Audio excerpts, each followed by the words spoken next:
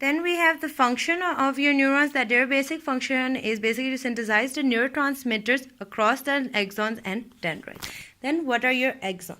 The axons, they arise from a funnel-shaped region that is called as the axon helix. There are no nasal granules present in it, and their main function is to transmit the neurotransmitters to help in the synaptic function.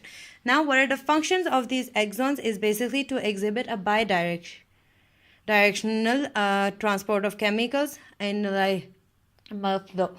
That was the function of axons. Then you have dendrites. What are dendrites? The dendrites, they are covered by a covering of dendritic spine, and they help in your synaptic action.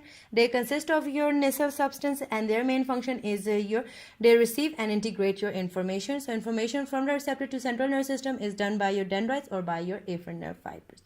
Then what are neuroglia? Neuroglia, they are basically the supporting cells of the nervous system. They are non-excitable, and they do not conduct any impulses, and they are 20 times more numerous as compared to that of the neuron. And they are of the following types. You have the astrocytes, which are your star-shaped. They are the largest numerous, consist of two types. One is your fibrous, one is the protoplasmic.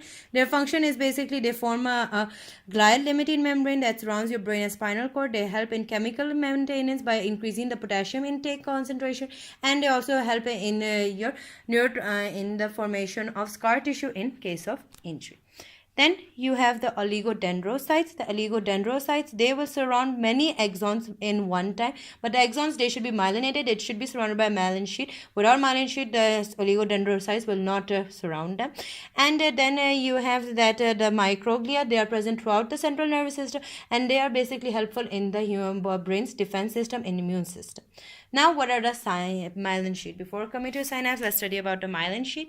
The myelin sheath, it will wrap around your brain and spinal cord, and it forms a lipid-rich medium, and it extends along the length of the axon, and this gap that is present between one axon to another, that is called as the node of Ranvier. In your peripheral nervous system, it is the substances cells which form these myelin sheath, whereas in your central nervous system, it is the oligodendrocytes.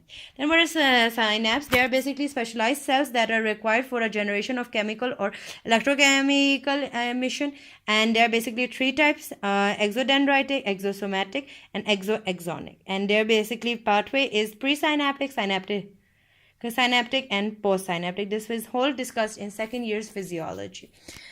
Then you have a chemical, it enters into the presynaptic membrane. There it binds with a neurotransmitter. The neurotransmitter, it will leave the presynaptic, enter into the synaptic cleft. From the synaptic cleft, it will bind to the receptors that are present on your postsynaptic membrane. Those receptors can either be excitatory and inhibitory. If it is excitatory, it will cause action potential to be generated. If it is inhibitory, no action potential will be generated. And once the action potential, everything has been performed, then the release of neurotransmitters will stop. As a result, there will be no neurotransmitters left in your synaptic. So that was all for your histology of the nervous system. Now, in my next video, I'm going to make the histology of your spinal cord, followed by the cerebral cortex, and then we'll study about the peripheral nervous system. So hope up till this, it will be clear to you all.